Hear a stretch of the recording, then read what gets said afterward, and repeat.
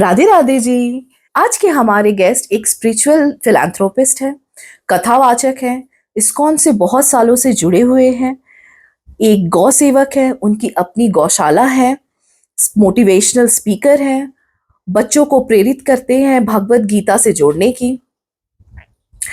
और उनसे हमने बहुत सारी बातें की। उन्होंने हमें बताया कि जब हमारी लाइफ में गुरु आते हैं तो हमारा लाइफ कैसे ट्रांसफॉर्म होता है। जब हम सात्विक बनते हैं तो हमारी बॉडी में, हमारे माइंड में, हमारी लाइफ में क्या चेंजेस आते हैं। उन्होंने हमें बताया कि कृष्ण नाम का महत्व क्या है और ढेर सारी ऐसी ही बातें हमने उनसे की हैं। Without giving you any other spoiler, आपको ले चलते हैं और आपको मिलवाते हैं हमारे गेस्ट श्री ओमकारेश्वर दास प्रभु जी से। हरे कृष्णा प्रभु जी। हरे कृष्णा। कैसे हैं आप? कृष्ण कृपा से सब कुछ अच्छा चल रहा है। तो मैं आपको पिछले 5 साल से जान रही हूँ, मतलब मैंने आपको देखा है, मैंने आपकी जर्नी देखी है। मैं बस पूछना चाहती हूँ कि जब आपने दीक्षा लिया उस समय से और अभी में क्या परिवर्तन आपने महसूस किया है अपनी जिंदगी में? तो जब जीवन में गुरु आते हैं उस समय जीवन में ऐसे परिवर्तन हो जाते हैं जो कभी हम सोच नहीं सकते। जैसे मेनली जब गुरु आपके जीवन में प्रवेश कर गए उस वक्त के बाद स्पिरिचुअलिटी में वही काम जो आप पहले कर रहे थे, जब मैं पहले हरे कृष्ण महामंत्र बोलता था उस वक्त उसमें वो आनंद नहीं आता था। लगता था बस बोल रहे हैं लेकिन खत्म करना है किसी तरीके से, वो आनंद नहीं मिलता था।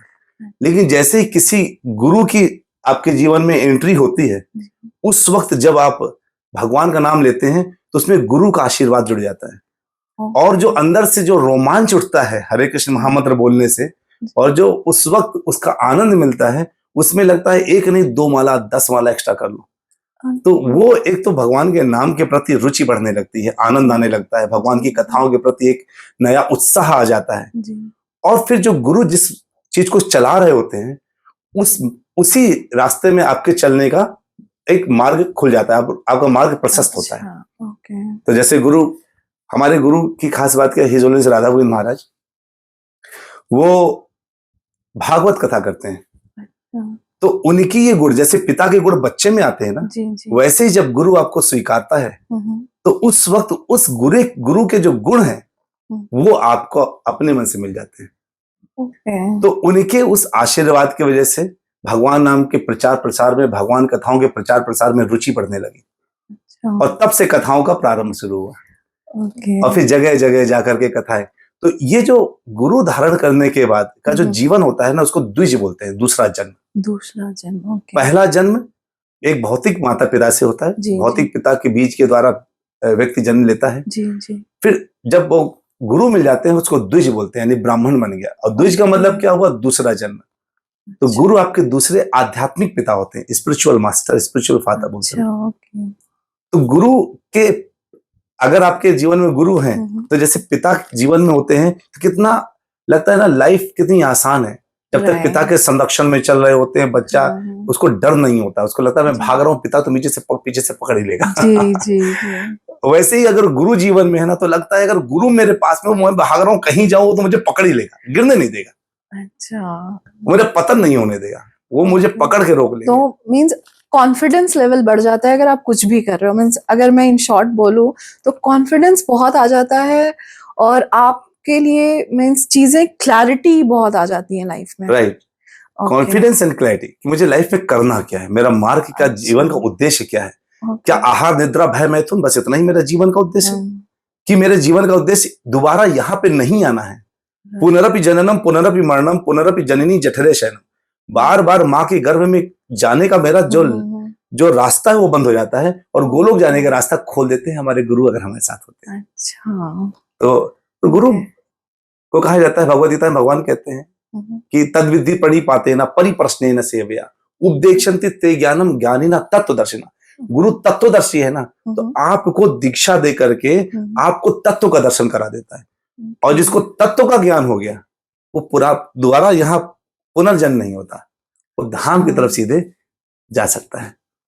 तो गुरु के आने के बाद ये विश्वास, ये कॉन्फिडेंस, और जिस भी मार्ग में जब प्रचार करने निकलते हैं तो लगता है जैसे हमारे पिता हमारे साथ हैं, हमारे गुरु हमारे साथ में, तो अच्छा, भय नहीं होता। भय नहीं और उस होता। कारण से हाँ, आगे चलता जा रहा है प्रचार प्रसार का काम। राइट। तो बहुत ही अच्छा थॉट था ये। जब मैंने भी दीक्षा ली है, लेकिन मुझे इतना, शायद मैं उतना माला जाप नहीं करती, थोड़ा बहुत करती हूँ, तो मे बी इसीलिए मुझे उतना अभी तक क्लैरिटी नहीं मिली है। गुरु के प्रति जितनी शरणागति होगी ना, जी। कोई गुरु गोविंद दो खड़े काके लागो पाऊं, बलिहारी गुरु आपने गोविंदियो बताए। आपके बगैर गोविंद मेरे जीवन में आ ही आ नहीं ही नहीं सकते थे। सकते हैं। कोई गोविंद जो है, डायरेक्ट कोई अगर भगवान को अप्रोच करता है ना, तो वो सोच रहा है मैं अप्रोच कर रहा हूँ, पर भगवान उसके अप्रोच से बहुत परे हैं। जैसे प्राइम मिनिस्टर के पास जाने के लिए आपको एक पीए होना चाहिए ना, पीए होना चाहिए, वैसे गुरु वो पीए होता है। राइट। मैंने भी त्रिदंडी स्वामी से हरी हरी लिया बोल, है बहुत जी। सुंदर। तो मतलब पापा मम्मी ने लिया था और फिर मैंने बहुत भी अच्छा, उन्हीं से बहुत लिया उत्तम। है। तो आपके जीवन में जो उन्होंने नाम दिया होगा, जी। उस नाम का स्मरण आपको न जाने कहाँ पहुंचा सकता है। अच्छा, अपने गुरु के अच्छा, मतलब अगर मैं नम्रता नाम बदल के, उन्होंने मुझे नारायणी दिया था, तो अगर मैं वो यूज करूँ तो वो ज्यादा इफेक्टिव होगा? हाँ, कह सकते हैं ना कि आप ये सोचिए, आपको नम्रता नाम तब मिला जब आपने पहला जन्म लिया था, गुरु ने आपको एक दूसरा नाम दिया, जी। तो जो आपका दीक्षित नाम होता है ना, एक्चुअली वही नाम दूसरों को लेना चाहिए। जैसे मेरा ओरिजिनल नाम ओमेंद्र द्विवेदी है, जी। लेकिन जब मुझे दीक्षा प्राप्त हुआ तो मेरा नाम हुआ ओमकारेश्वर दास।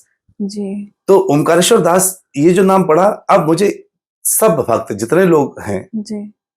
अब बिजनेस कहीं इधर उधर जाना पड़ा, पासपोर्ट दिखाना है या कुछ है ना, तो उसमें तो मुझे भौतिक नाम रहेगा, लेकिन जो भी बाकी लोग भक्त रहने जितने मेरे जानने वाले, मुझे ओमकारेश्वर दास ही जानते हैं। अच्छा। तो अगर आपका नाम जो गुरु ने दिया है, वो गुरु का नाम दिया हुआ नाम आपके लिए पहले महत्वपूर्ण है, फिर गुरु ने एक नाम आपको कान में दिया होगा, यानी भगवान का नाम, मंत्र जो मंत्र दिया होता है, उस मंत्र को गुरु को पहले याद करके उस मंत्र को ध्यानपूर्वक करना चाहिए, क्योंकि वो मंत्र नैया पार लगा देगा।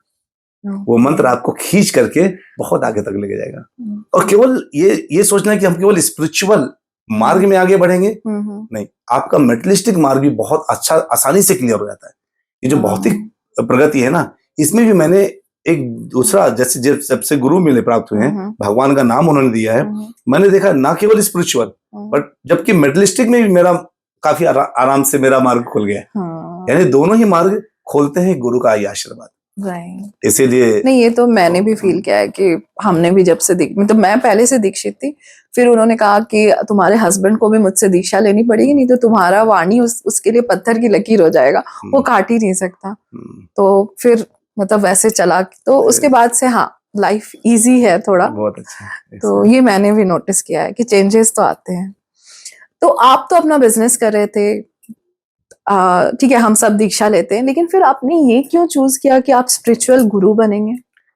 बहुत अच्छा प्रश्न है आपका। एक्चुअली हमारा जो बिजनेस होता है, या हम पहले मेरा थॉट ये होता था कि पैसा ही सब कुछ है।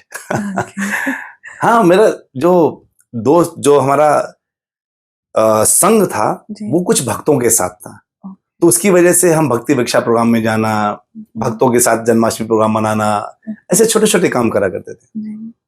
ग्रेजुअली हुआ क्या, चूंकि मैं अच्छा गा लेता हूँ, भजन करा लेता हूँ, कीर्तन करा लेता हूँ, थोड़ा बोल लेता हूँ, तो मुझे अपॉर्चुनिटीज ज्यादा मिलने लगी। हारमोनियम अगर बजा लेता हूँ, तो उसमें क्या है कि मुझे कीर्तन भजन के लिए बुलाने लगे, तो मैं वो सेवा करने लगा। धीरे करते करते मेरी सेवा थोड़ी ज्यादा बढ़ गई, तो इधर मेरा बिजनेस पैरेलल में चल रहा था, तो बिजनेस से ज्यादा आनंद मुझे इसमें लगने लगा।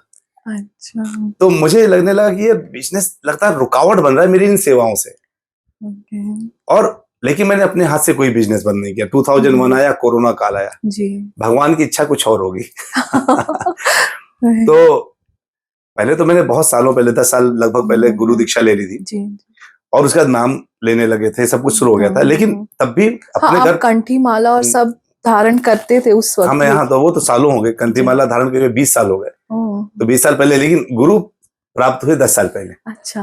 तो उसके बाद जो है, उसका भक्ति मार्ग में थोड़ा आगे बढ़ने लगे, लेकिन बिजनेस चूंकि पहले से सेटअप थे, मेरे 14 बिजनेस थे अलग अलग सेक्टर में। आप जानते हैं, सब आपसे मुलाकात हुई तब तो एक एक करके काफी बिजनेस चल रहे थे पैरेलल में। और उसके बाद जब ये कोरोना काल आया, तो उस वक्त एक एक करके बिजनेस बंद होने लगे। हाँ, तो दुनिया, लोगों को बुरा लग सकता होता कि उनका बिजनेस बंद हो रहा है, जी। पर जैसे मेरा बिजनेस क्लोज हो रहा था मुझे खुशी मिली थी। अरे ये तो ऑपोजिट हो गया। हाँ, मतलब सच ऐसे में मुझे बहुत खुशी मिल रही थी, अच्छा। क्योंकि मुझे 5 सालों के इस गुरु के आदेश का अभ्यास करते करते और जी, मंदिरों में सेवा करते करते और भक्ति विक्षा प्रोग्राम चलाना शुरू कर दिया था, लोगों को बोलना शुरू ही कर दिया था, जी, क्योंकि वो भी मेरे गुरु का आदेश था कि तुम अच्छा बोलते हो, हम्म, प्रचार करो। तो अपने गुरु के आदेश को पालन करना शुरू किया, तो उसके बाद ये बिजनेस मुझे रोड़ा लगने लगे थे। मैं, अब मेरा स्कूल चलता था, अब मैं इधर प्रचार में निकला हूँ, स्कूल से फोन आ जाता था कि ये प्रॉब्लम है, क्या करें, तो मैं कहता था खुद ही संभाल लो।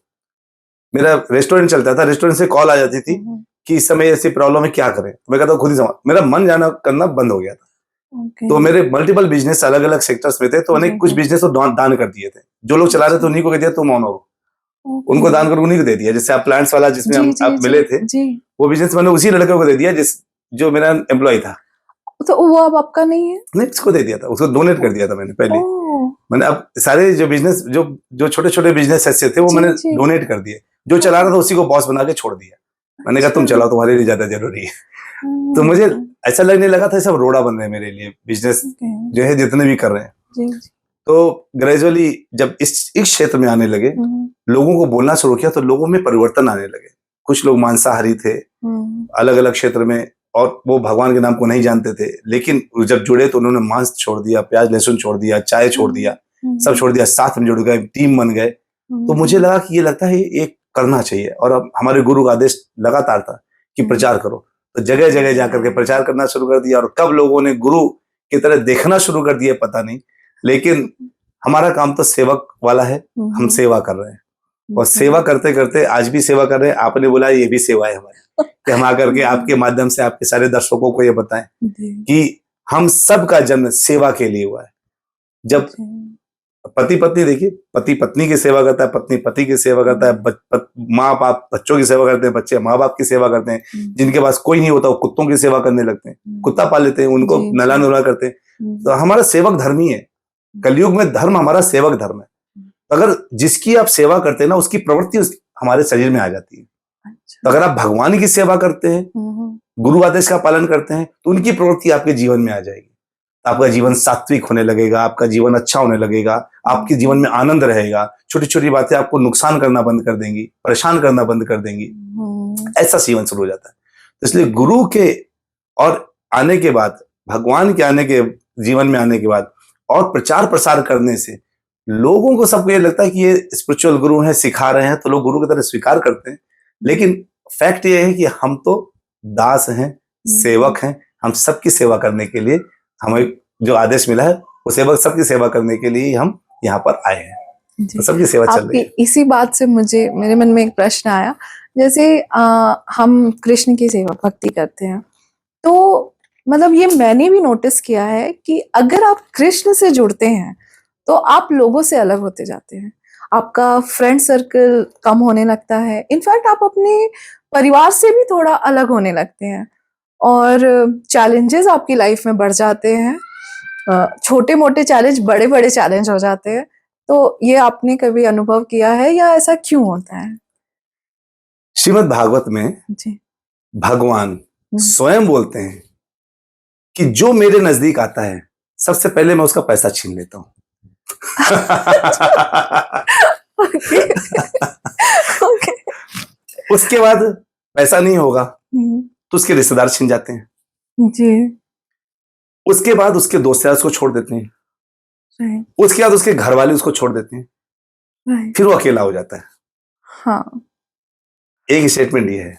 जी। आगे स्टेटमेंट ये है, लेकिन तब भी अगर कोई मेरे ऊपर पूर्ण भरोसा करके मेरे चरणों का सहारा लिए रहता है, उसके बाद पूरा समाज उसके साथ जुड़ जाता है, और फिर उसका किसी चीज की कमी नहीं रहती। मेरा नेक्स्ट क्वेश्चन ये होने वाला था, लेकिन आपने उसका आंसर दे दिया।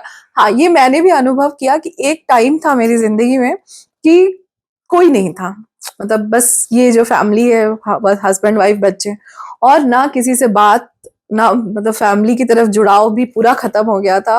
लेकिन अब वापस से सब कुछ आ रहा है, सब ये मैंने भी नोटिस किया। सब आएगा। भगवान के चरणारविंद अभय ओके। प्रदान कर देते हैं। अच्छा। भगवान के चरणों का आश्रय लेने वाले को जीवन में कोई भय नहीं रहता, वो सदैव निर्भय रह करके कार्य करता है। उसके जीवन में केवल आशा की उम्मीद रहती है, प्रसन्नता रहती है, आनंद रहता है। मतलब जब आपकी लाइफ में प्रॉब्लम्स आ रहे हैं, सब कुछ आ रहा है, फिर भी आपको भगवान का आश्रय नहीं छोड़ना है, उनके साथ ही रहना है, उनसे जुड़े रहना है, उन पे पूरा फेथ रखना है। राइट। पूरे जीवन में सोचिए, होइए सो जो राम रचि राखा, राइट। वही होगा जो उन्होंने लिख रखा है। जी। जब वो सोचेंगे मेरे जीवन में दुख है तो तुम ही कारण हो, और जब सोचे ये होगा कि तुम्हारे जीवन में सुख है तो तुम ही कारण हो। एक ब्राह्मण है, जी। वो जा रहे थे, रास्ते में उनका एक्सीडेंट हो जाता है, जी। एक हॉस्पिटल पहुंच जाते हैं, तो डॉक्टर इलाज करता है, संभव वो होश में आते हैं। डॉक्टर ने बोलता, अरे महाराज आपके साथ क्या हुआ था? कि हुआ क्या था? आप ही ने कर दिया था, आप ही के वजह से एक्सीडेंट हुआ था हमारा। तो मेरी वजह से? अरे मेरी वजह से नहीं हुआ, मैंने क्या कर रहा था? कह रही पुलिस आगे पूछेगी, ऐसा मत बोलिए। तभी ब्राह्मण के एक शागिर्द आ जाते हैं जो भक्त होते हैं, जी। तो वो आए तो उनसे बोलिए क्या बोल रहे? कह रहे मेरी वजह से हुआ था। कि उनको छोड़िए, वो सब में एक तो भगवान को देखते हैं और उनको पता है जो भी कारण है, जो भी मेरे साथ हो रहा है, वो सब भगवान की वजह से हो रहा है। तो आप में वो आपको नहीं देख रहे हैं, आप में भगवान को देख रहे हैं। इसीलिए वो कह रहे हैं कि मारने वाले भी आप थे और जिलाने वाले भी आप हैं, मैं किस पर दोष लगाऊं? काल ही कर्म ही ईश्वरी मिथ्या दोष लगाई, मैं किस पर दोष लगा सकता हूँ? ये सब कुछ तो करने वाले भगवान है।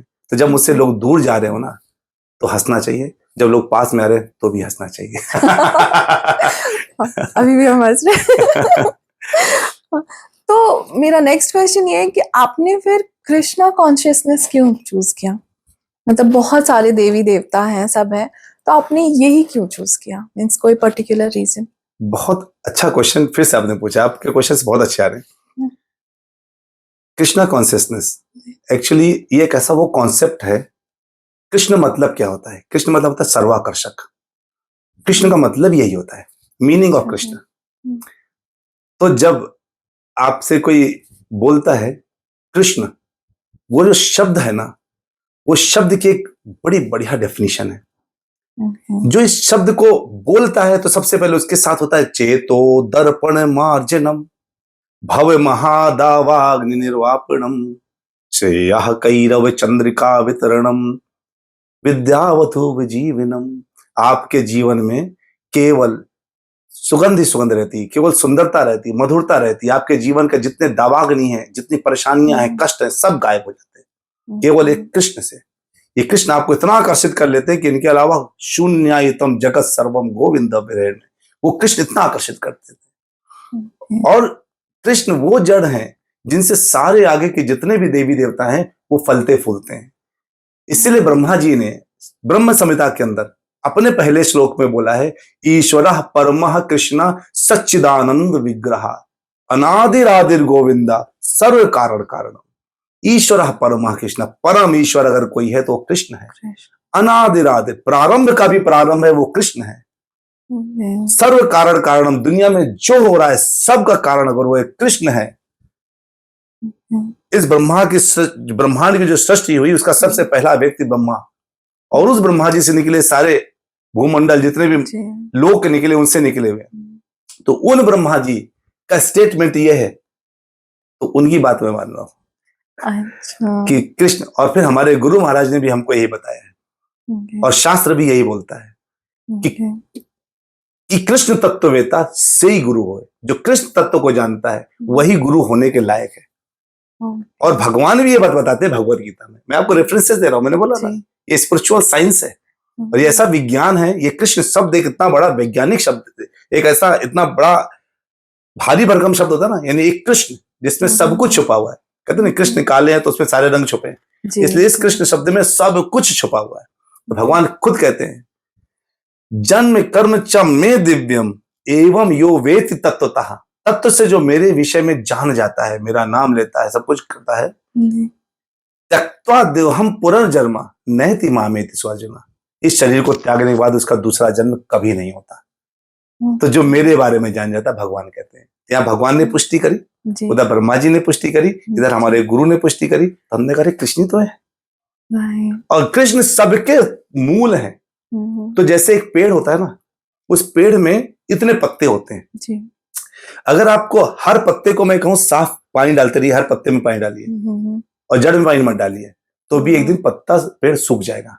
Right. लेकिन केवल आप जड़ में पानी डाल दीजिए तो जितने पत्ते हैं बढ़िया हरे भरे रहेंगे।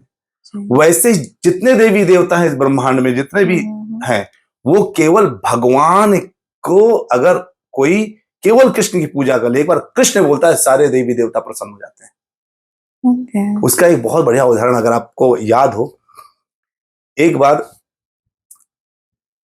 आप महाभारत सीरियल देखिए। हाँ। महाभारत में 5 भाई थे जी। और उनकी एक पत्नी थी, जी। द्रौपदी जी। सब। ये तो सब जंगल में चले गए थे, जी। जंगल में रह रहे थे। तभी वहां पर दुर्योधन ने दुर्वासा ऋषि को इनके पास भेज दिया था कि जाओ, और आपने हमारे यहाँ तो स्वागत खूब ले लिया है, आप अपने 10,000 शिष्यों के साथ उनके यहाँ भी स्वागत लेने जाइए। जी। द्रौपदी जी के पास एक थाली थी। उस थाली की खास बात क्या थी कि जब तक द्रौपदी नहीं खाएंगी तब तक चाहे लाख लोग आ जाए, सबका खाने की व्यवस्था हो जाएगी। लेकिन इधर जब सबने भाइयों ने खा लिया, उनके सारे पतियों ने खा लिया, तो उन्होंने भी उस थाली में खा लिया। तभी दुर्वासा ऋषि आ गए और उन्होंने आकर के युधिष्ठिर जी से रास्ते में मिल गए। युधिष्ठिर जी से बोलते हैं कि मैं स्नान करके आता हूं, आप क्या प्रसाद लूंगा।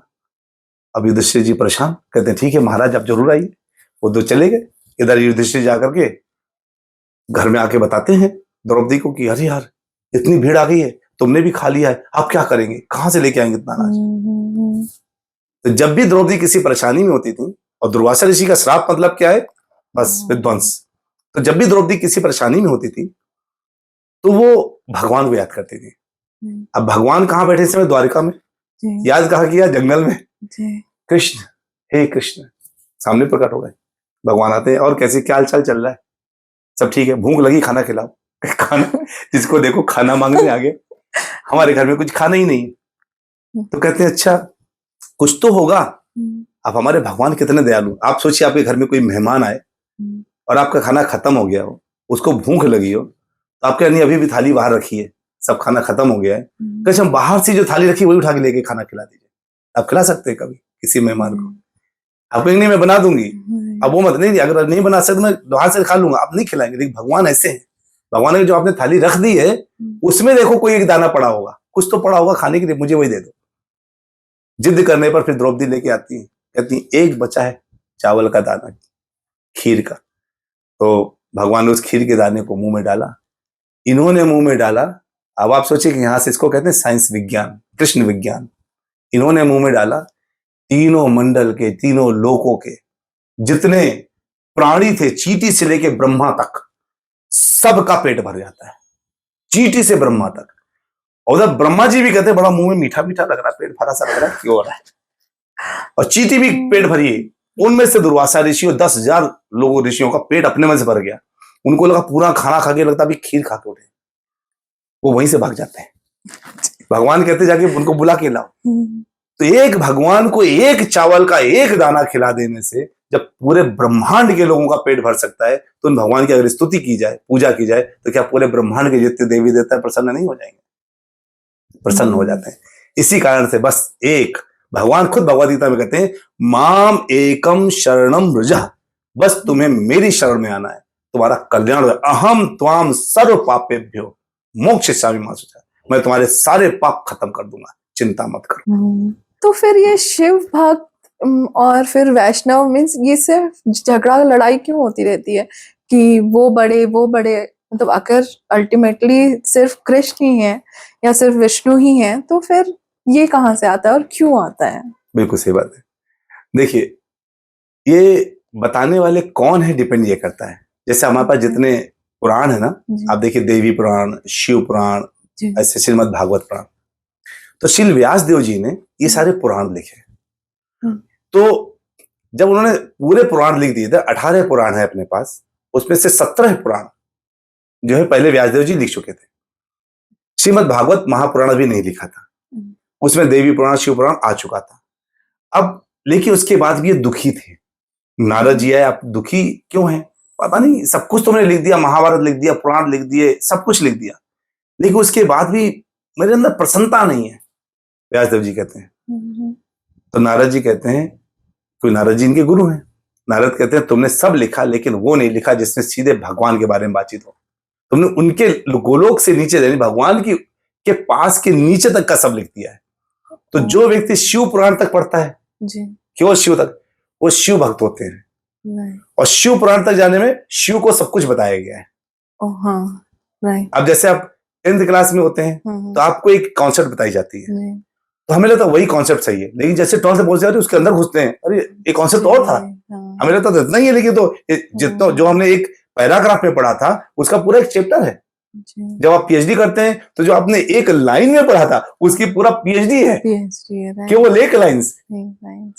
तो ऐसे जब शिव पुराण लोग पढ़ते हैं तो वहां पे शिव जी को सब कुछ बताया गया है, देवी पुराण में देवी जी को सब कुछ बताया गया है। तो अब जो देवी पुराण तक जाता है उसको लगता है यही बस यही सब कुछ है, और फिर शिव पुराण उनको लगता है वो सब कुछ है, और जो श्रीमद् भागवत पुराण पढ़ते हैं उनको लगता है ये सब कुछ है। और भागवत पुराण सबसे अंतिम महापुराण, इसलिए उनको बोलते हैं श्रीमद् भागवत महापुराण। इन सभी पुराणों का समन्वय बना करके एक महापुराण बनाया गया। तो जो ये लाई करते हैं ना वो गलत करते हैं। एक्चुअली शिव तत्व विष्णु तत्व ही है, कोई अलग नहीं है। ये जो शिव निकले हैं ये विष्णु जी से ही निकले हैं। तो इसलिए तो शिव जी, शिव तत्व विष्णु तत्व दोनों एक होते हैं, लेकिन इधर लोगों ने अलग अलग कंसीडर करके झगड़ना शुरू कर दिया।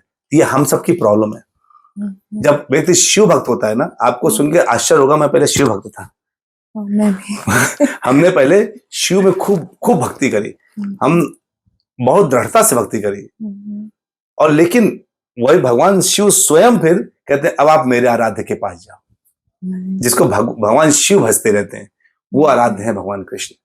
तो हम लोगों को उस मार्ग में, जो अच्छा शिव भक्त होता है, मांसाहार इत्यादि नहीं करता है, अपना आहार को नियंत्रण करके चलता है, उसको एक नया मार्ग कृष्ण मार्ग मिलता है, और वो परम भाग्यशाली जीव होते हैं। मैं जिस स्कूल में जन्म ली हूँ वो पूरा वैष्णव कुल है, मीन्स मेरे दादा सब वैष्णव थे। बहुत सुंदर। और मेरी शादी जिसमें हुई वो पूरा शिव होती नहीं है लेकिन ये मेरी वजह से हुआ, तो वो पूरा शिव भक्त इन लोग थे। और फिर हम सब वैष्णव हो गए, मीन्स ये भी वैष्णव धर्म अपना लिए, तो हम सब फिर अल्टीमेटली वैष्णव धर्म में ही आ गए। शिव जो अच्छे शिव भक्त है ना, उनका गोल लास्ट में वैष्णव भक्त यहीं तक पहुंचते हैं। तो उनका गोल यही होता है। इसलिए लड़ाई झगड़ा नहीं करना चाहिए। अगर आपके आराध्य शिव है तो प्रेम से मानिए, और अगर आपके आराध्य कृष्ण है तो उनको प्रेम से मानिए। रास्ता कोई भी हो, मंजिल वही मिलने वाली है। लेकिन अपने मार्ग को, जो भी आपने मार्ग पकड़ रखा है, जिसको भी मान रखा है, हृदय से मानिए, दिल से मानिए। अब शिव जी को लोग जब मानते हैं तो भांग पीने लगते हैं, मांसाहार करने लगते हैं, ये सब काम उनको लगता है हमारे शिव ऐसे हैं। तो आपको पता है शिव जी को बोला जाता है वैष्णव नाम यथा शंभु। शिव जी से बड़ा वैष्णव कोई नहीं है, कोई भी नहीं है। तो एक बार क्या हुआ, शिव जी तिलक लगा के, कंठी पहन के अपना जपा कर रहे थे। अब उनके जितने भूत राक्षसगण थे वो भी तिलक लगाने लगे। यमपुरी में हाहाकार मच गया। क्यों? क्योंकि अब कोई बचा ही नहीं नरक लोग ले जाने के लिए नरक खाली होने लगा। तो यमराज जी कहते हो क्या रहा है, हमारा नरक के सारे एम्प्लॉइज बेचारे खाली बैठे हुए, ये चल क्या रहा है, पता लगाओ। कह रहे जितने शिव भक्त हैं उन्होंने तिलक लगाना शुरू कर दिया। ऐसा कैसे? तो देखा कि हमारे शिव जी भी तिलक लगाए बैठे हुए, ये तिलक लगा कर। और यमराज जी को आदेश है जिसके गले में कंठी हो, तुलसी माला हो, जिसके माथे में तिलक हो, और जिसके जुबान में भगवान कृष्ण का नाम हो, उस व्यक्ति को नरक नहीं भेजना है। और नाम नहीं भी ले, कंठी भी पड़ा है और तिलक भी है, इतना ही मतलब वो कृष्ण भक्त है, उसको नहीं ले जाना है। तो शिव जी से बात की गई, भाई आप सब वैष्णव हैं, बढ़िया बात है, आप तिलक कंठी छोड़ दीजिए, आप मत लगाइए, क्योंकि आप जो हमारे 3 गुण होते हैं, सतोगुण, रजोगुण और तमोगुण, आप तमोगुण के अधिष्ठाता देवता है। तो उनके नीचे आने वाले लोग जो तमोगुणी हैं उनके लिए नरक बनाया गया है। आपके चक्कर में वो तमोगुणी के लोग बढ़िया खा रहे हैं मांस और पहुंच रहे हैं स्वर्ग तो मजा नहीं आ रहा। तो शिव जी ने फिर ऐसा हटाया, भभूत अभूत लगाया शरीर में खूब कस, और वैसे रहने लगे। तो ये लोग जो है ना, शराब पीना, मांस खाना, ये सब नहीं करना चाहिए, वो चल रहा है एक्चुअली। तो अपने आराध्य देव से देखना, वो क्या कभी उनको मुर्गा खाते हुए देखा है क्या? कभी नहीं होता। शिव कभी नहीं खा सकते, कहीं है, वो तो गंगा जल धारण करते हैं सर में। तो वो तो परेशानियों को धारण करते हैं और अच्छी चीजें देते हैं। वो शिव जिन्होंने जो पेड़ के नीचे, यानी एक बरगद पेड़ होता है उसके नीचे रहते हैं और वहां अपनी स्तुति करते हैं, उनसे लोग अपना घर मांगते हैं। वो वैराग्य में है और वो वैराग्य में है, उनसे क्या मांगते हैं? शादी मांगते हैं, घर मांगते हैं। उनकी भक्ति, असली भक्ति यह है कि हम उनसे वैराग्य माने। लेकिन ये बात तो है कि बोला जाता है अगर आपको अच्छा वर चाहिए तो सोमवारी करनी चाहिए आपको, तो ये तो बोला गया है, तो बेचारी लड़कियां तो करती हैं। बिल्कुल करती हैं और शिव जी उनको पूरा आशीर्वाद भी देते हैं और अपने जैसा अगर वर दे देते हैं उनको, जो सांप लटकाए घूमे और ऐसे वैसे खाए, तो भी पसंद नहीं आता मेरी लड़कियों। भाई अगर आप देखिए जिससे जो मांगेंगे आप, वो अपने जैसा दे देगा। अगर उन्होंने अपने शिव जी से मांगे तो शिव जी अपने जैसा दे देते हैं बिल्कुल, फिर वो मस्त रहते हैं। उनके पति तो तुम कहते हैं यार तुम कहाँ से मिल गए, 16 सोमवार करके तुम मिले मुझे, अरे वो शिव जी जैसे प्राप्त हो गए आपको। ये भी सही है। तो अब मतलब मैं जानना चाहती हूँ कि आपका जो डेली, मतलब आप इतना भागवत कथा कहते हैं, आपका चैनल भी है, फिर आप बच्चों को भी पढ़ाते हैं, तो इतना आप टाइम निकालते कैसे? आपका डेली रूटीन, आप इतने सारे चीजें 24 घंटे में मैनेज कैसे करते हैं? बहुत अच्छा है आपका प्रश्न कि 24 घंटे में इतनी चीजें मैनेज कैसे होती है। एक्चुअली यहाँ पर अगर आप देखिए, जो भगवान की सेवा में लग जाता है उसके भौतिक कार्य भगवान करने लगते हैं, ऑटोमेटिक उसके काम होते हैं। तो पहले मैं जिन भौतिक कार्यों को करने के लिए बहुत समय लगाया करता था, वो समय यानी जितना कमाने के लिए मान लीजिए मैं 16 घंटे खर्च करता था, उतना आज मैं 2 घंटे खर्च करके कमाता हूँ। अच्छा, तो मेरा 16 घंटा रिड्यूस हो गया 2 घंटे में, तो मेरे पास 14 घंटे बच गए। अब मैं उन बाकी जो 14 घंटे को ईमानदारी से अपने स्पिरिचुअल ग्रोथ के लिए, समाज में स्पिरिचुअली बढ़ाने के लिए, जो अभी 10 साल से लेकर के 25 साल तक के जो बच्चे हैं, मेरा पूरा फोकस उनके ऊपर है। और मैं एक थ्रेशोल्ड लिमिट से ऊपर चले गए ना, उनको सुधारना बहुत मुश्किल है। मुझे इस बात की प्रसन्नता है और ये कहते हुए हो रही है कि जितना यंगस्टर्स का ग्रुप है वो सब सुधर रहा है, मेरे साथ जुड़ा हुआ अच्छा खासा ग्रुप है, वो सब सुधर रहे हैं। उन्होंने सब छोड़ दिया। पहले वो मांसाहारी थे, बीड़ी सिगरेट करते थे, दारू पीते थे, बस ड्रग्स रह गया था उनका, बाकी सब कुछ कर चुके थे। वो सब छोड़ छाड़ करके इस समय साथ में भगवान की भक्ति, हरि भजन करने में लगे हुए, और साथ में अपने अपने काम में टॉप कर रहे हैं, अपने क्लासेस में टॉप कर रहे हैं, अच्छी पोजीशन में हैं, और उनमें जो कॉन्फिडेंस लेवल है वो पहले जो 10% था, आज वो 100% कॉन्फिडेंस लेवल है कि मेरा तो अच्छा ही होने वाला है। तो ये कॉन्फिडेंस उनका बढ़ गया। तो इसीलिए जो 14 घंटे है ना, इन सब के लिए है। अब मेरा रूटीन क्या है? तो रूटीन में मैंने फिक्स कर रखा है कि मॉर्निंग के 5 घंटे मुझे अपने ध्यान में देना है, जिससे मुझे मिनिमम 16 माला, जो मेरे गुरु का आदेश है, वो मैं पूरा करता हूँ। सुबह 4 बजे मेरा लगभग उठना होता है, 4 से 4:30 बजे हर हालत में उठ जाता हूँ। और उसके बाद मेरे पास दिन बहुत बड़ा होता है, तो सुबह 4 बजे से लेकर के 8 बजे तक, 8:30 9 बजे तक मेरे पास इतना टाइम होता है, इसमें मैं 16 माला करने के बाद अपना कुछ पर्सनल अध्ययन करना होता है, भागवत का अध्ययन, भगवद गीता अध्ययन, और भी कुछ चीजें हैं उसका अध्ययन करता हूँ। और उसके बाद फिर मेरा डेली रूटीन शुरू होता है। उसमें फिर हमारा जो मोटिवेशन भी चलता है, तो कई लोग उसमें, उनमें मेरा थोड़ा इन्वॉल्वमेंट रहता है। और उसके बाद उनका कंटेंट रेडी करके लोगों को डिलीवर करना होता है। तो रिकॉर्डिंग वगैरह करने के लिए YouTube चैनल में लोग बुलाते हैं। और साथ में इसके साथ फिर मेरे जो 2-2.5 घंटे 3 घंटे का जो पर्सनल काम होता है, जिससे घर परिवार चलता है। तो क्योंकि स्पिरिचुअलिटी में अर्निंग नहीं होती, स्पिरिचुअलिटी में कुछ देना होता है, तो घर परिवार चलाने के लिए वो 2-2.5-3 घंटे काम होता है। उसके शाम को भागवत कथा डेली होती है, उसके लिए प्रिपरेशन होती है, फिर भागवत कथा होता है, फिर हमारा सोना हो जाता है। तो इस ढंग से पूरा दिन ऐसे बस आनंद के साथ गुजरता रहता है। तो आप पूरी तरह से सात्विक हैं, मतलब बाहर भी कुछ खाना नहीं? सात्विक होना बड़ा मजेदार चीज है। अगर आप सात्विक है ना, तो आप में एक अलग टाइप का आनंद होगा। ये मैंने महसूस किया जब मैं पूरा सात्विक हुआ। एक समय पे मैं बिना प्याज के खाना अगर बन जाए तो मैं खाना खाता नहीं था। एक समय था मेरी चाय, एक दिन में ऑफिस में जब काम किया करता था 20 कप चाय पीता था। सात्विक आहार लेने से बीमारियां खत्म हो जाती हैं। सात्विक आहार लेने से आपको गैस्ट्रिक और ये जो नाना प्रकार के जो अंदर डकार होना, ये सब बिल्कुल होता ही नहीं है। सात्विक आहार होने से आप काम, क्रोध, लोभ, मोह, मद, मत्सर, इनमें कंट्रोल कर सकते हैं। आहार जैसा पेट में जाएगा वैसा ही चेतना बन जाती है, वैसी ही बुद्धि बन जाती है। और जब सात्विक आहार लेते हैं तो सात्विकता बाहर आती है, तब भगवान का नाम जब मुंह से लेते हैं तो आनंद आता है। जैसे आपके घर में कोई मेहमान या आप किसी के घर में जाते हैं और वहां खूब गंदा पड़ा हुआ है, यानी मिट्टी पड़ी है, धूल पड़ी है और सोफा में, और आपसे बोलिए आइए आइए बैठिए, तो आप बैठेंगे वहां पर? खूब सोफे में गंदा पड़ा जाए, नहीं बैठेंगे, आप कहेंगे नहीं नहीं मैं खड़ा ही सही हूं। ऐसे ही भगवान पूर्ण शुद्ध हैं, पूर्ण साफ सुथरे हैं। और अगर हम तमस खाना खा ले, मान लीजिए कोई व्यक्ति, ये शरीर है ना, ये शरीर मंदिर की तरह होता है, तो इस मंदिर में भगवान प्रवेश करते हैं, आते हैं, भगवान कहते हैं सर्वस्व चाहम हृदय सन्निविष्टे, सबके हृदय में मैं निवास करता हूं। अब सबके हृदय में भगवान निवास करते हैं और भगवान साफ साफ कहते हैं कि मैं जितने भी जीव हैं मैं सबका भला चाहता हूं। तो लेकिन जो चिकन मटन इत्यादि खाते हैं शरीर के अंदर वो लेके जाते हैं, तो आप बताइए लाशें कहाँ गाड़ी जाती हैं? शमशान घाट में, वहीं गाड़ी जाती है ना, जलाई गाड़ी वहीं जाती है। तो चाहे इंसान की लाश हो, लाश तो लाश है, चाहे वो मुर्गे की लाश है, बकरे की लाश है, वो लाश अगर हमारे शरीर में जाता है तो शरीर मंदिर के लिए क्या बन जाता है? शमशान घाट बन जाता है।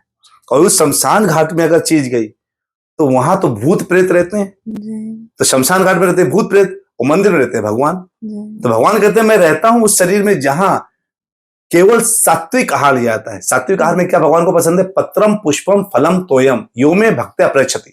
जो भक्त मुझे पत्र पुष्प फल ये जल ये सब चाहते हैं, मुझे वो बहुत पसंद है, यानी वेज सब्जी ये सब जो खाकर मुझे पहले भोग लगा है, मुझे पसंद है। चिकनम मटनम अन्नम नहीं लिखा है भगवद गीता।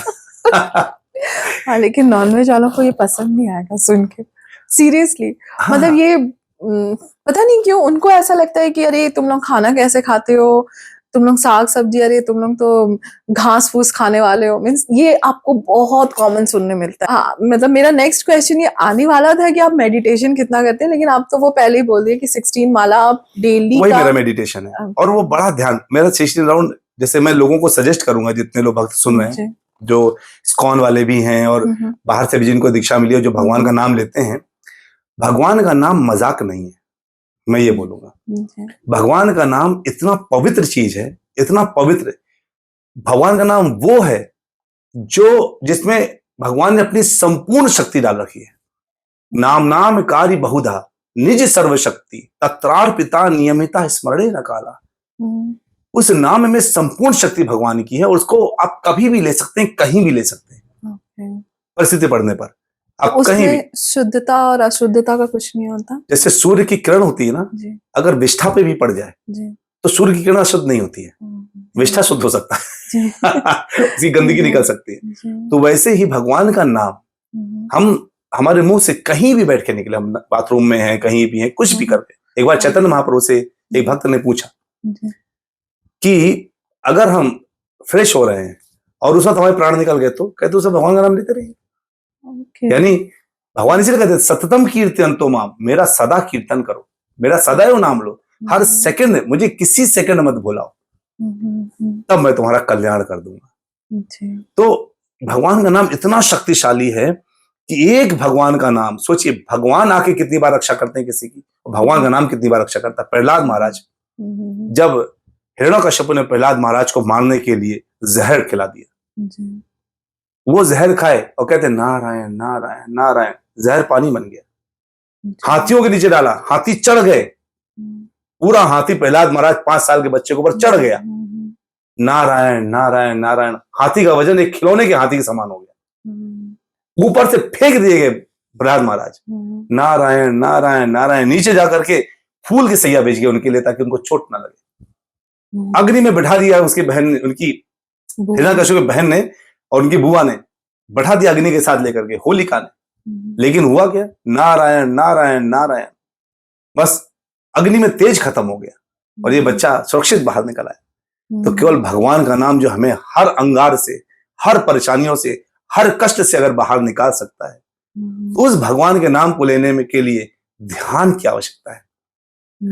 तो जब भगवान का नाम लें तो बात करते करते भगवान का नाम ना लें, भगवान का नाम लें तो माला ऐसे लटका लटका के हर जगह घूम करके नाम ना ले, भगवान का नाम ले, ध्यान से एक जगह बैठ करके आसन लगा करके सुकून से एक एक शब्द को सोचते हुए हरे कृष्ण कृष्ण कृष्ण हरे हरे, हरे राम राम राम हरे हरे, एक एक शब्द को तवज्जो दे, एक एक शब्द को वैल्यू करे, और उसमें जब उसको बोले और उसी को सुने तो शरीर में जो रोमांच पैदा होगा, उसका एहसास तब करेंगे, तब भगवान के नाम के प्रति ऐसा प्रेम होगा, और इस तड़पन से, इस भगवान के नाम को लेते लेते जो विरह की जो चिंगारी फूटती है, उससे हृदय में अग्नि लगती है, और अग्नि निकलती है तो भाप बनता है ना, अग्नि निकलती है, वाष्प निकलता है, और वो वाष्प निकल करके आंखों से अश्रु के रूप में तरंग भाजो हो जाता है, तब जाकर के भक्त नाम लेता है और रोता है। इसलिए ऐसा होता है। लेकिन जब नाम में ही श्रद्धा नहीं है, नाम लेते वक्त विश्वास नहीं है, ध्यान नहीं है, मन कहीं भटक रहा है, नाम चल रहा है, कभी प्रेम पैदा नहीं, कभी विरह की भावना पैदा नहीं होती। इस बात से मुझे एक याद आया, जब भी मैं कोई भी कथा में या किसी चीज में बैठती हूँ जहाँ भजन कीर्तन होता है, तो आंसू आ जाते हैं, मतलब वो सहज ही आ जाते हैं, लेकिन नहीं मालूम मुझे, मेरे पास आंसर नहीं है। ये एक्चुअली क्या है ना, जिन्होंने उस टेस्ट को चखा नहीं है, बंदर क्या जाने अदर का स्वाद। तो जो लोग उस नाम से मिलने वाले आनंद, और उस आनंद से मिलने वाला जो विरह, और उस विरह की वजह से निकलने वाले अश्रुओं को पहचानते नहीं है, तो और अश्रु उनके निकलते जो बड़े भाग्यशाली होते हैं। अच्छा। मैं आपको बता रहा हूँ, भगवान का नाम सुन के, कथा सुन के अगर आंखों से अश्रु बहने लगे तो उसका उससे ज्यादा भाग्यशाली कोई नहीं। क्योंकि गुरु महाराज होते ना, कहा जाता है कि गुरु वो होता है जो जब भगवान का नाम लेना शुरू करता है, कीर्तन कराना शुरू करता है, तो उसकी आंखों से तरंग भाजो होता है, शून्यायतम जगत सर्वम हो जाता है, और पूरे शरीर रोमांचित हो जाता है, उसके शरीर गदगद हो जाता है, और पूरा उसके जो रोम रोम पुलकित हो जाते हैं, भगवान के नाम के अलावा उसके गला अवरुद्ध हो जाता है। ये सब लक्षण होते हैं जो भगवान के नाम को ध्यान से लेता है, भगवान की कथाओं को ध्यान से श्रवण करता है।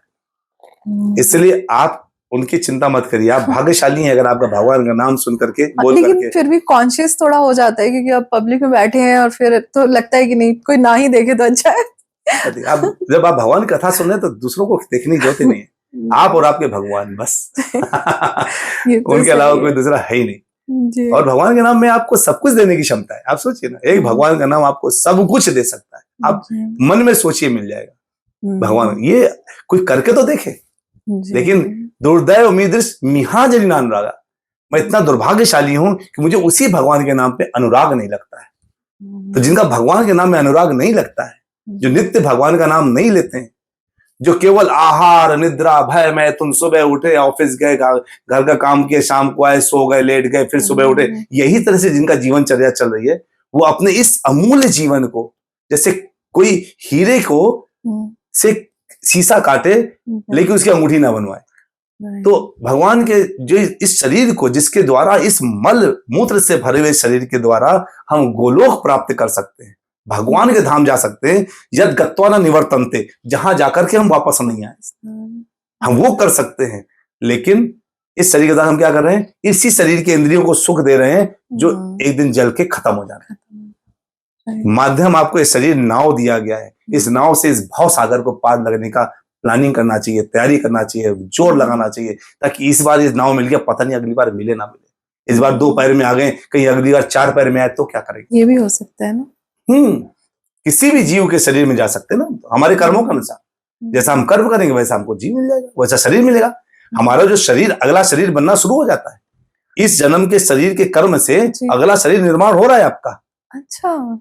जो आप काम करते जा रहे हैं, जी। आप, कोई व्यक्ति मांस खाता है तो उसको बड़े बड़े दांत मिल जाएंगे, अगला शरीर तैयार हो जा रहा है। अच्छा। फिर कोई आदमी किसी हद तक गलत करता है तो उसका वैसा शरीर बनने लगेगा, और इस सब के बाद उसका एक पूरा शरीर तैयार होगा, उसी शरीर में अगली बार जन्म ले लेगा। तो आपके द्वारा किया गया कर्म आपको अगले जन्म में वो शरीर प्रदान कर देता है। इसलिए कर्म को फूंक फूंक के करना चाहिए। तो ऐसा कैसे कर सकते हैं कि अगला शरीर मिले ही ना? भज हरे कृष्णा, जप हरे कृष्णा, बस हरे कृष्ण महामंत्र लेते रहिए, भगवान के चरण पकड़े रहिए, आपको पुनरपि जननम पुनरपि मरणम से फुर्सत मिल जाएगी। भगवान कहते हैं, जो व्यक्ति मेरे पास आता है, हे अर्जुन, मैं तुम्हें क्या बताऊं, मेरे धाम इतना बढ़िया है, जहां पर न सूर्य है, न चंद्रमा है, न अग्नि है, न कुछ नहीं है, न बिजली है, किसी प्रकार का कुछ साधन नहीं है, लेकिन हमेशा चमकता रहता है। और उस धाम में जो व्यक्ति आ जाता है, यद गत्वा न निवर्तन्ते, मेरे धाम आके कभी वो वापस जाता नहीं, उसका जन्म कभी नहीं होता। और मेरे धाम आने का तरीका यही है कि तुम मुझे जान जाए। जन्म कर्म च मे दिव्यम एवं यो वेति तत्तथा न तद भासते सूर्यो न शशांको न पावका यद गत्वा न निवर्तन्ते तद धाम परमम मम न तद भासते सूर्यो, जहां सूरज नहीं उगता, कुछ नहीं होता, कोई प्रकाश का साधन नहीं है, तो मेरा धाम किससे? चिंतामणि प्रकर सद्म सुकल्प वृक्षा, चिंतामणि नामक पत्थरों से, मणियों से मेरा धाम बना है, जहां पे स्वयं प्रकाशित रहता है, सदैव प्रकाशित रहता है, आनंददायी रहता है। और वहां ना भूत होता है ना भविष्य होता है, केवल वर्तमान होता है। अब सोचिए, भविष्य हमें बुढ़ापा है, भूत हमारा बचपना है, वर्तमान हमारा युवावस्था है। वर्तमान हमें आनंद दे सकता है, वहां केवल वर्तमान है, ना भविष्य है ना भूत है। गोलोक ऐसा है भगवान का। तो वहां जाकर आदमी कभी बूढ़ा नहीं होता, कभी बीमार नहीं होता, वहां पे उसको ये कष्टों से भरा हुआ शरीर नहीं होता, केवल आनंद ही आनंद होता है। आपने सुना है ना कि नंद घर आनंद भयो जय कन्हैया लाल की, ये तो ना बोला था नंद घर कृष्णा भयो, बोलते क्या?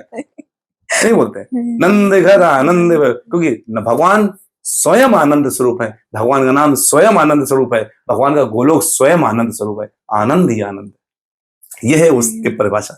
इसलिए पुनर्जन्म नहीं चाहिए तो बस एक ही चीज, भगवान के चरण को पकड़ लीजिए। एक गुरु तो आपने ले ही लिए हैं, जिन्होंने नहीं लिए हैं, आपके जितने लोग सुनने वाले हैं, एक एक गुरु धारण करें। कोई जो गुरु धारण कर लेगा वो भगवान के पास जाने का उसका मार्ग आसान हो जाएगा।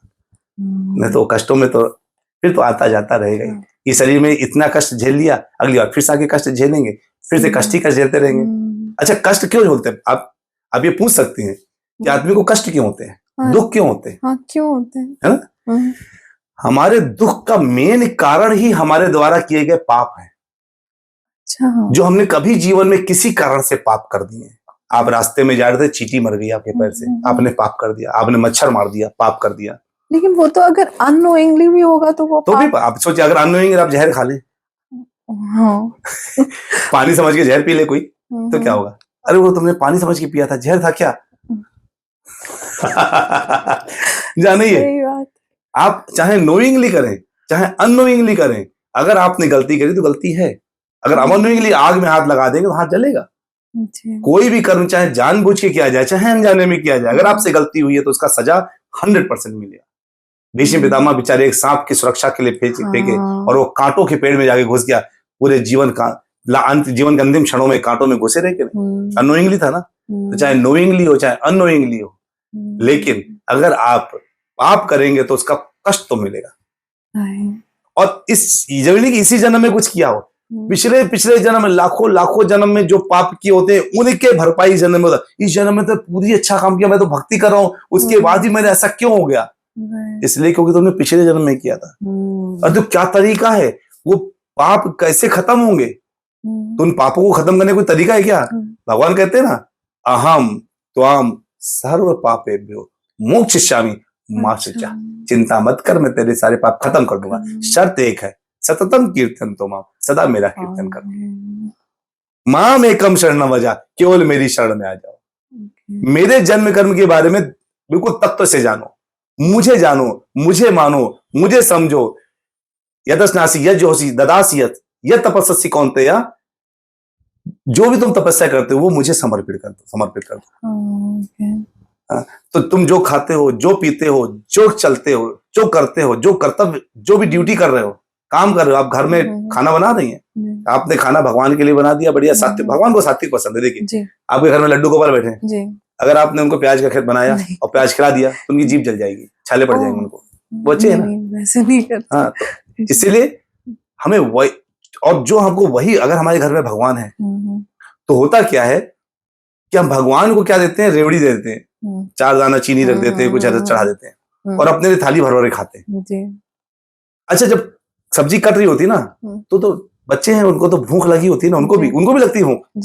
डेली मीठा मीठा खा के उनका भी जीभ फेंट जाता है। तो अब ये मान लें कि वो मूर्ति है, भगवान नहीं है, एक अलग केस है। तो मूर्ति से तो फिर मूर्ति तो कई लोग लगी, लेकिन अगर आपके मंदिर में भगवान ही बैठे हुए, आपने बोला ना मेरे भगवान, अगर भगवान बैठे हैं तो उनकी सेवा तो मस्ट है। जैसे पिता घर में है तो सेवा मस्ट है, जी। और वो भगवान है। आपने सब्जी काटी तो टक टक की आवाज आती है, उनको सुनाई देता है कुछ कट बनने वाला है। फिर आपने कुकर में डाला, छौंका, हाँ कुछ पकने वाला है।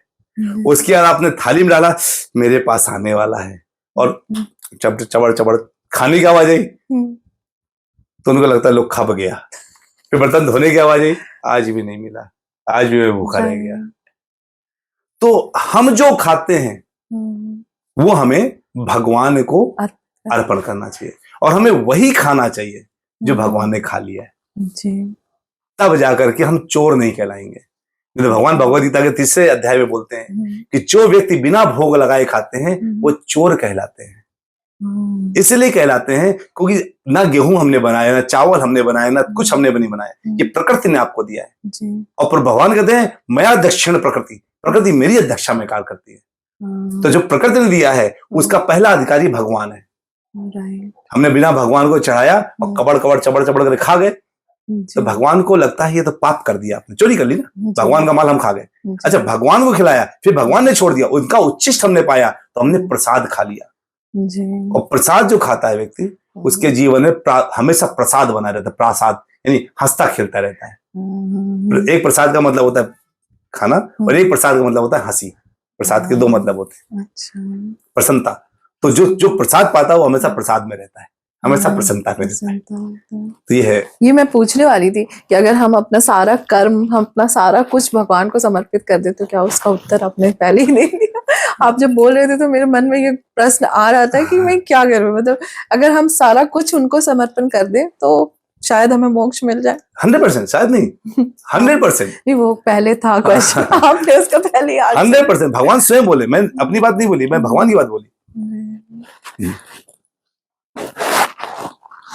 तो मतलब आप सबको बोलते हैं कि सात्विक रहना चाहिए, भगवान को ऑफर करके ही खाना चाहिए, तभी आप चीटर नहीं कहलाएंगे। हाँ बिल्कुल सही आपने बोला, है ना? नहीं तो हम चीटर हैं, हम भगवान को धोखा दे रहे हैं। भगवान को धोखा दे रहे हैं। हमको लग रहा है कि हम अपने ये भी हमारा एक कर्म गलत हो रहा है। हाँ, अगर हमने जो भी प्राप्त किया, जो भी किया, अगर हमने उसको भगवान को समर्पित नहीं किया, हम 7 महीने भर नौकरी करते हैं, सैलरी आई, सैलरी अपने ऊपर उड़ा दी बिना दान दिए। पूरी सैलरी मेरा अधिकार नहीं है। उसका दशम अंश दान के लिए होता है। जो भी कमा रहे हो, 100 रुपए कमा रहे हो तो 100 रुपए में 10 रुपए भगवान का। तो अगर हमने वो दशम भी पा लिया तो हम चोर हो गए, हमारा कर्म गलत हो गया। फिर भगवान को 10% निकाल लेते हैं। हम पता है कैसे? डॉक्टर के केस में, वकील, अलग अलग लोग। वो पैसा जो जुड़ता जाता है ना, वो एक बार में निकल जाता है। जी। और अगर कोई देता रहे तो उसके पास वो कष्ट नहीं आते। तो एक तो भौतिक कष्ट भी मिलता है, पैसा भी निकल जाता है। फिर ना भौतिक कष्ट आते हैं, ना वो पैसे का जो है कोई प्रॉब्लम रहता है। हमारे स्वामी जी भी बोलते हैं कि जो भी कमाओ उसका स्ट्रेट अवे 10% दान कर दो, दशांश कोई प्रॉब्लम नहीं होगी। बिल्कुल सही बोलते हैं। सॉरी आपका फ्लो तोड़ने के लिए, बट ये वीडियो बहुत लंबा हो रहा था तो हमें इसे कट करना पड़ा। इसके पार्ट 2 के लिए आप ज़रूर इस चैनल को सब्सक्राइब कर लें। इसका पार्ट 2 बहुत जल्दी हम रिलीज़ करेंगे, और होप आपको ये कंटेंट बहुत अच्छा लग रहा हो। ओमकारेश्वर दास प्रभु जी की बातें बहुत अच्छी लगी हो। अगर आपको उनकी बातें दिल को छू गई हैं तो इस वीडियो को लाइक करना ना भूलें, इस चैनल को सब्सक्राइब करना ना भूलें, और कमेंट करके हमें ज़रूर बताएं और आप किस टाइप का कंटेंट देखना चाहते हैं। तो मिलते हैं अब इस वीडियो के पार्ट 2 में। तब तक के लिए stay connected and be happy always. Radhe Radhe.